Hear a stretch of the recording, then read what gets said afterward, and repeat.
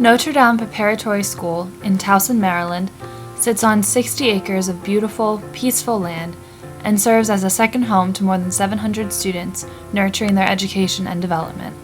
However, these lands that now bring happiness to so many young women used to be part of one of the largest and most diverse plantations in America.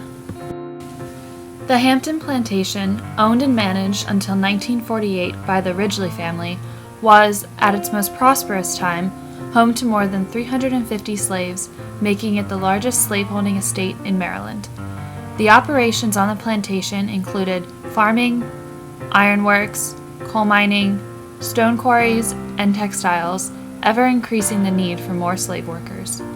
When completed in 1790, Hampton Mansion was the largest private home in America and still stands as one of the finest examples of Georgian architecture.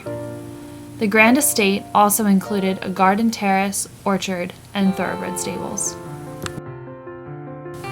Maryland developed as a plantation colony, and most of the first slaves were brought over as indentured servants.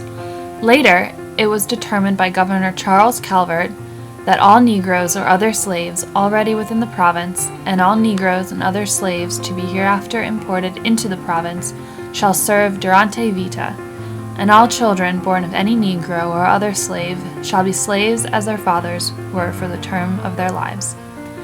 The owning of slaves became a symbol of wealth and power, and the practice remained until 1867, when the Maryland Constitution outlawed slavery and extended the right to vote to non-whites.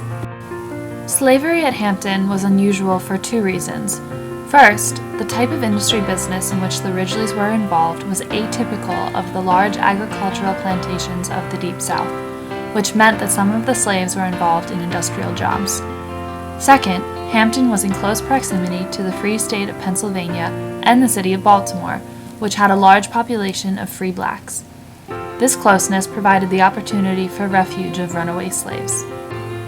In 1829, Governor Charles Carnan Ridgely died, and his will split up the estate among various heirs and manumitted most of the slaves on the plantation. His son, John Ridgely, inherited the mansion and a large amount of acreage, where he kept the farming, stone quarries, and various investments for his income.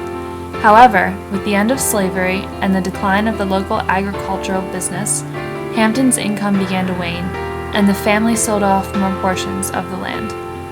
What remains is 62 acres of historical and architectural significance straddling Hampton Lane, including the mansion, farmhouse, and slave quarters, which was named a National Historic Site in 1949. Today, the land formerly owned by the Ridgely family is now mostly residential area and includes the land on which Notre Dame Prep was built.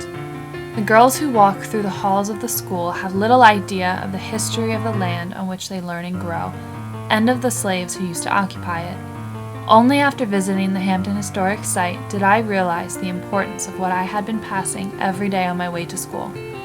The land itself held so much history and importance in the shaping of Maryland in its early days.